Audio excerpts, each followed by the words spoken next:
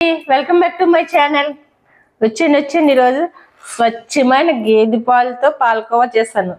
4 లీటర్ల పాలు, కేజీన్నర పంచదార, స్వచ్ఛమైన తప్పకుండా చేసాం. ఇవి ఎంత స్మూత్గా ఉంటాయి అంటే చేసేటప్పుడు ఎంత కష్టమో, తింటే అంత స్మూత్గా ఉంటుంది. ఇంకా నూనెలో పెట్టుకొని అలా కరిగిపోతాయి అనమాట. అంత బాగుంటాయి ఈ పాలకోవాలు. కానీ చేయడం అయితే మాత్రం చాలా ప్రాసెస్, చాలా టైం తీసుకుంటుంది. కానీ తినేటప్పుడు అయితే చాలా స్మూత్గా చాలా బాగుంటాయి. ఇందులో ఏ పిండి కలపకుండా ఓన్లీ పాలు అండ్ పంచదార ఈ 2 వాటితో చేసుకుంటే సింపుల్గా సరిపోద్ది. అబ్బాయికి ఎంత ఇష్టం అనుకుంటున్నారో, ఈ రోజు చేసానా 3 daysలో ఎగిరిపోతాయి ఇవన్నీ. అంత ఇష్టం వాడికి పాలకోవా అంటే. వాడి కోసమే ప్రత్యేకంగా చేసాం. కానీ నేను కాదు, బిల్డప్ ఇస్తున్నాను, కానీ నేనైతే చేయలేదు. మా వదిన గారు చేశారు. నేను దగ్గరుండి అన్ని కలిపాను అంతే. తిప్పాను పాలని అలా మరుగుతుంటే.